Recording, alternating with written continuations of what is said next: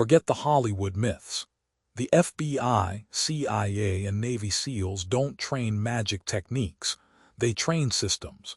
Here's what elite operators actually learn and why it matters for your training. Before we get into specific programs, understand what these organizations require from unarmed combat.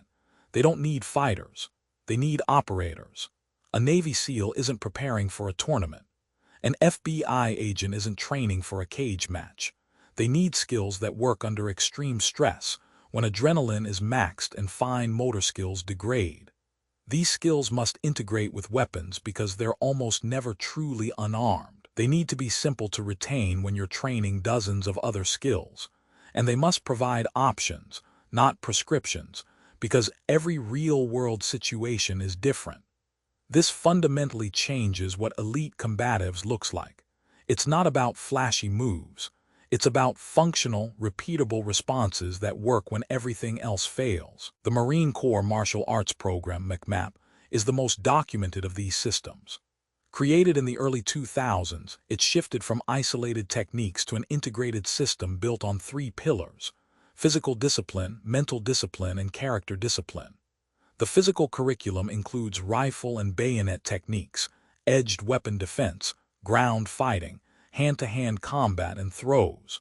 But the real value isn't the techniques themselves. It's the belt system and progressive training methodology. The Marine Corps understands that skills must be built layer by layer with measurable benchmarks at every stage.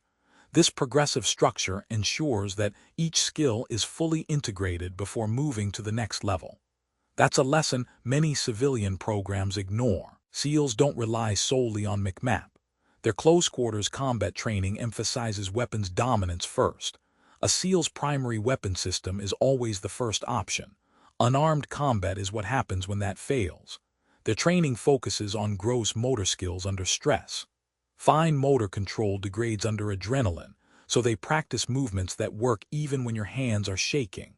They drill immediate action responses, not flowery techniques but simple, repeatable reactions to common threats. The famous stress inoculation that makes SEAL training effective isn't about techniques. It's about learning to think and move while exhausted, cold, wet, and scared. That's the real training, performing under conditions that simulate combat reality. Federal law enforcement has different requirements from military special operations. The FBI Academy in Quantico teaches defensive tactics that prioritize survival and control over combat.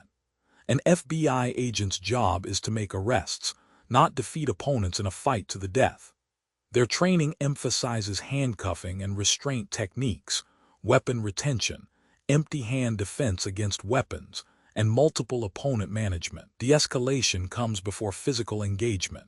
Every technique must be defensible in court and in the court of public opinion. This eliminates most of what passes for elite combatives in online articles. And integration with firearms is critical. An agent's handgun is their primary tool, so empty-hand skills must work around that reality, retaining the weapon while defending and creating distance to access it. The CIA's training is less documented, but former operators consistently describe a focus on simplicity over complexity. Techniques must work regardless of age, gender, or physical condition. They train environmental integration, using surroundings as weapons and cover, not just fighting in an empty room. The goal is extraction. Create an opportunity to escape or complete the mission, not to win a fight. There's no style allegiance. CIA operators historically pull from whatever works: Krav Maga, Brazilian Jiu-Jitsu, boxing, Muay Thai, and various military systems. They take principles, not techniques. This pragmatic approach is what makes their training effective. It's not about belonging to a system. It's about having tools that work in the real world, no matter where they come from. When you strip away the mystery, clear patterns emerge. First, they train systems, not techniques. An agency doesn't send operators to learn the secret FBI elbow strike or the CIA throat chop. They train integrated frameworks for understanding combat that allow operators to adapt to any situation. The Navy SEALs don't have a SEAL fighting style. They have a training methodology that produces SEALs who can fight. The FBI doesn't teach agent jiu-jitsu. They teach defensive tactics within a legal and operational framework.